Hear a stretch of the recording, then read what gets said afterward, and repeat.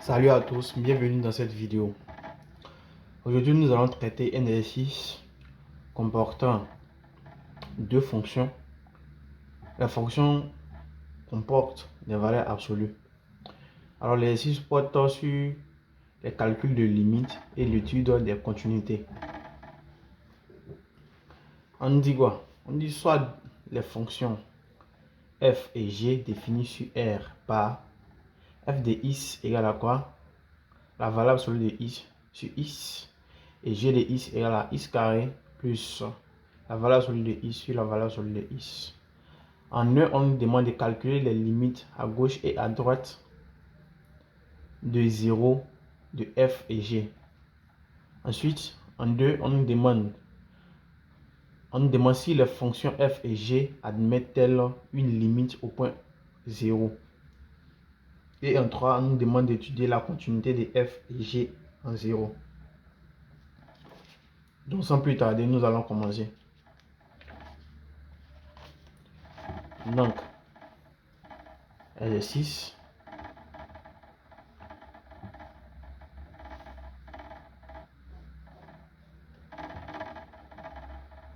Nous allons recopier les fonctions f de x et g de x. On dit f de x c'est quoi? C'est la valeur absolue de x sur x. Et g de x c'est quoi? C'est x au carré plus la valeur absolue de x sur la valeur absolue de x. En un, calculons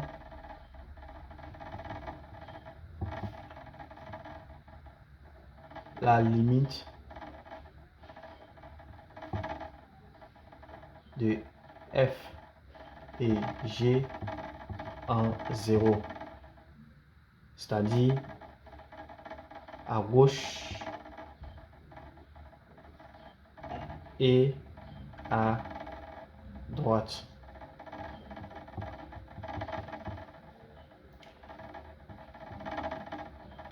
Pour la fonction f de x, donc pour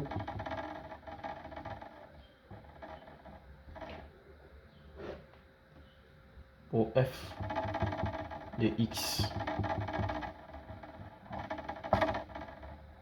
pour f de x, la limite, donc on va faire d'abord à gauche et ensuite on va faire à droite.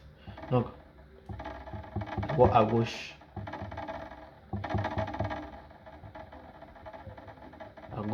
de 0.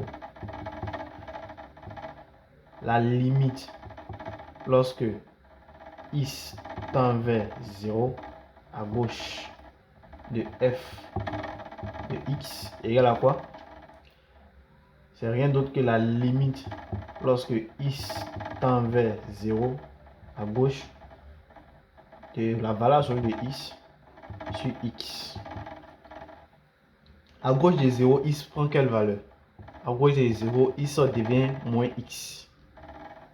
La valeur absolue de x devient moins x. Donc la valeur absolue de x égale à moins x à gauche de 0. Donc cette limite là égale à quoi? Ça fait la limite lorsque x tend vers 0 à gauche de quoi? De moins x sur x. Ici nous avons moins x, ici nous avons x. Donc x en haut, x en bas, les x vont se simplifier. Donc ça fait la limite lorsque x tend vers 0 à gauche de moins 1. Si on simplifie en haut, en bas, il va rester moins 1 en haut et 1 en bas.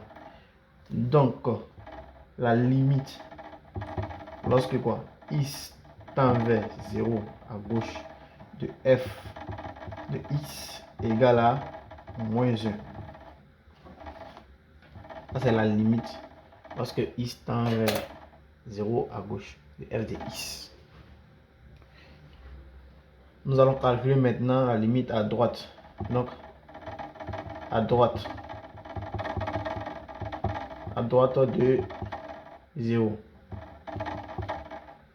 Donc la limite lorsque quoi? X tend vers 0 à droite de f de x, c'est la limite lorsque x tend vers 0 à droite de la valeur absolue de x sur x.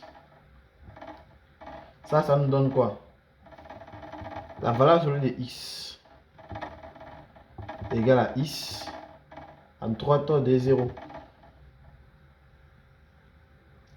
Donc ça nous donne la limite lorsque x tend vers 0 à droite de quoi? De x sur x. Donc la limite lorsque x tend vers 0 à droite de f de x égale à 1. Donc à gauche nous allons trouver moins 1, à droite nous allons trouver 1. Nous allons passer maintenant, nous allons passer à la limite. On va passer à la limite de g de x. Donc pour g de x, pour g de x, qu'est-ce que nous allons faire? La limite d'abord. Donc à gauche de 0. À gauche de 0. La limite lorsque x tend vers 0 à gauche de g de x, c'est la limite lorsque x tend vers 0 à gauche de quoi? De x au carré plus la valeur absolue de x sur la valeur absolue de x.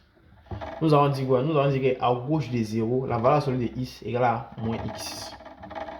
Donc cela revient à dire que à la limite lorsque x tend vers 0 à gauche de quoi?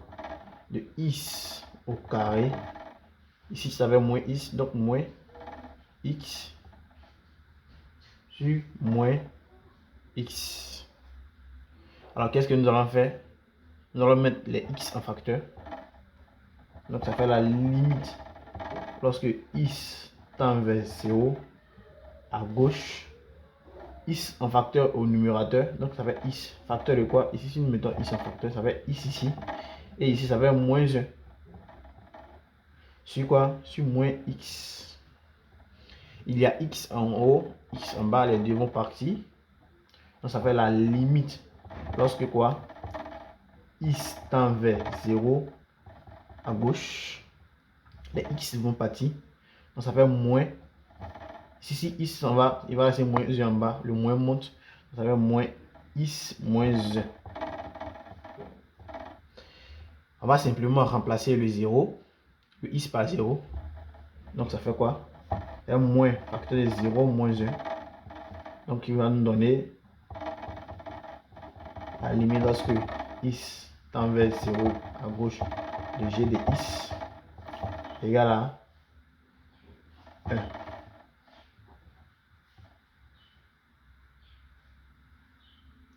Donc à droite maintenant.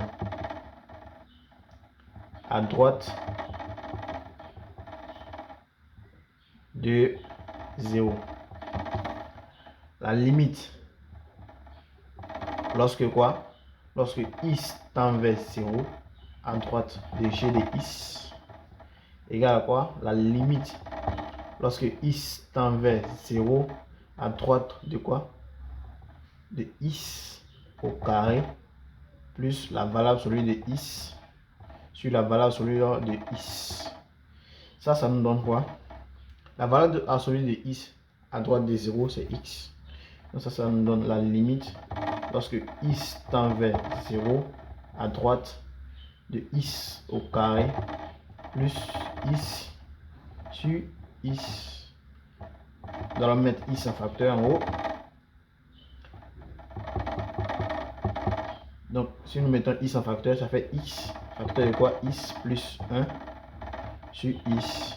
Les x s'en vont, donc ça fait la limite lorsque quoi? X tend vers 0 de x plus 1 Donc la limite lorsque x tend vers 0 à droite de g de x égale à 1 aussi. La limite lorsque x tend vers 0 à gauche égale à 1. La limite lorsque x tend vers 0 à droite égale à 1. Bien sûr pour la fonction g de x. En 2, on nous demande quoi? On nous demande si les fonctions f et g admettent des limites, une limite au point 0. Donc 2.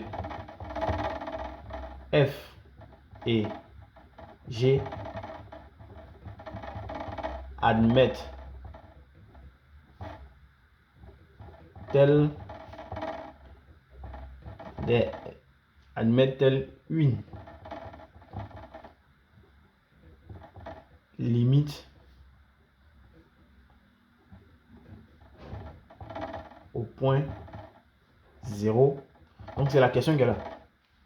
Qu'est-ce que nous allons faire?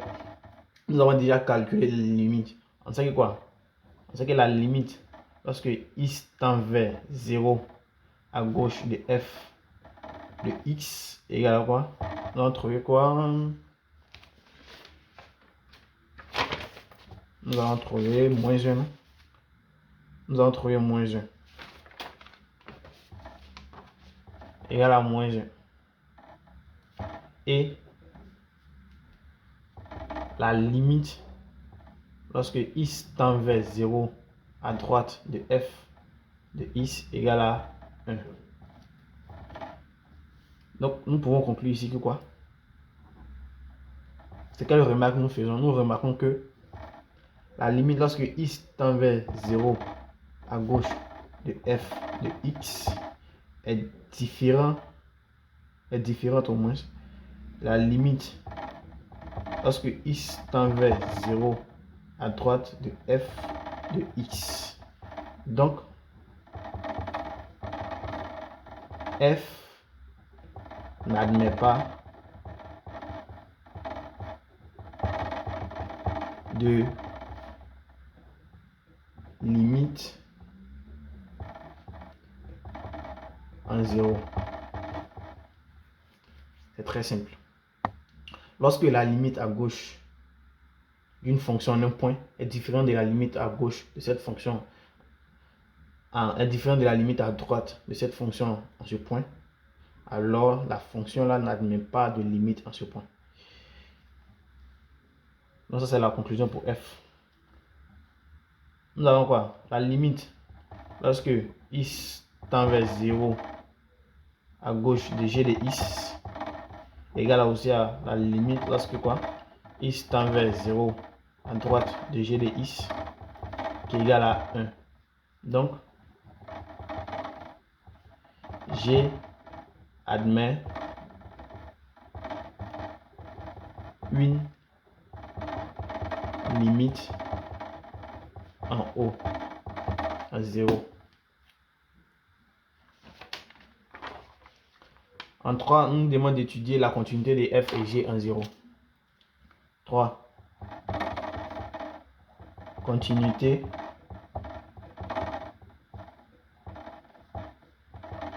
de f et g en 0. On a quoi? On a f de x égale à quoi? La valeur absolue de x sur x. Donc f de x ici est différent, est défini. Ça c'est défini.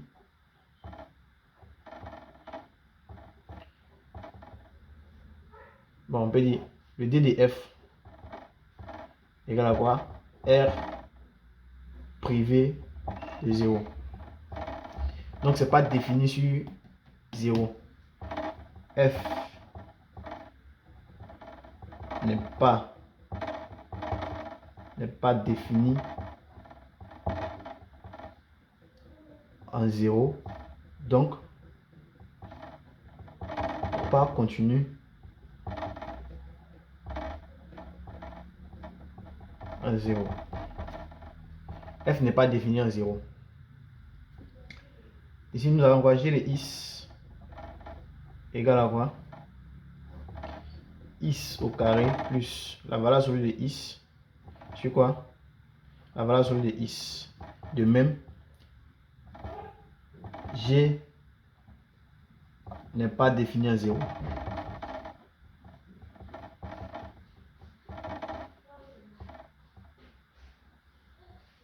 Donc, G n'est pas continu en 0.